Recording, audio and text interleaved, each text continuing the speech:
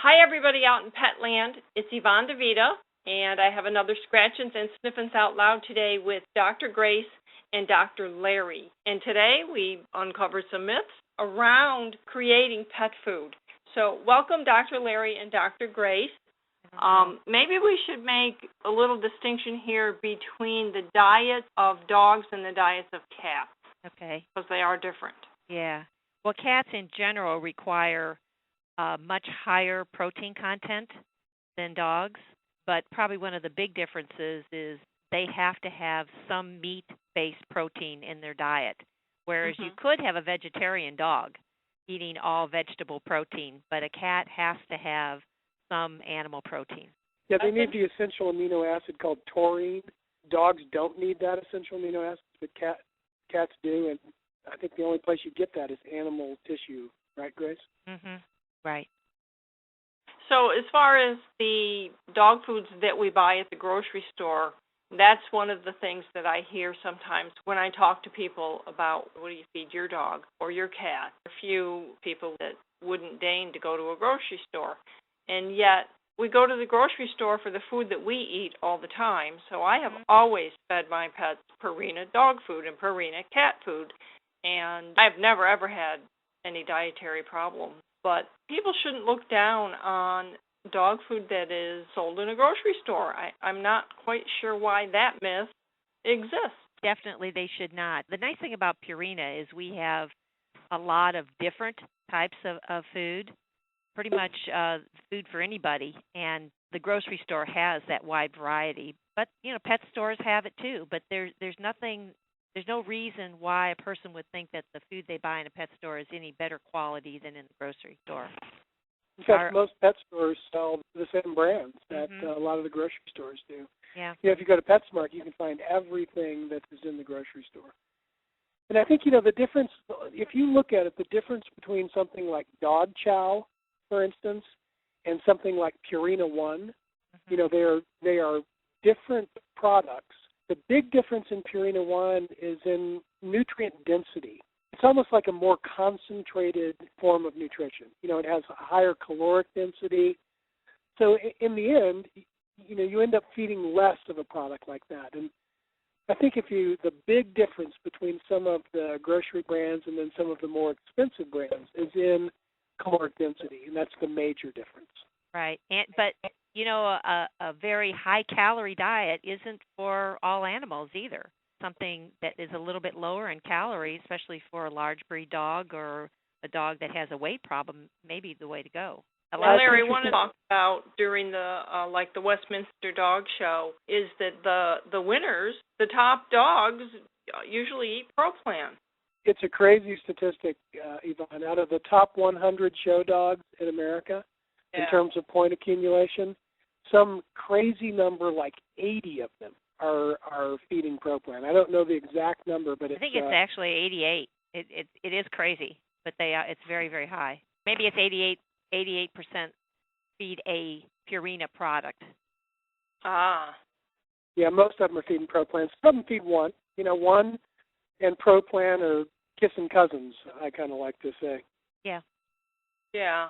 And obviously, those dog owners, they don't love their dogs any less than the rest of us, and they certainly want to make sure they have a good diet. So I think that's a pretty good testimonial myself.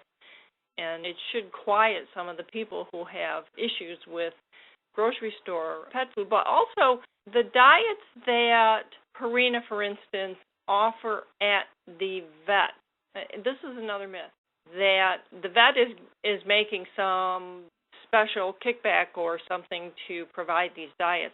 The diets offered at a vet's office are offered specifically for whatever medical or digestive reason. They're not there just to help make the vet rich. No. If anything, it takes a lot of space that they could be using for other medications. So they're there for a purpose, and they're there for the dietary management of certain conditions.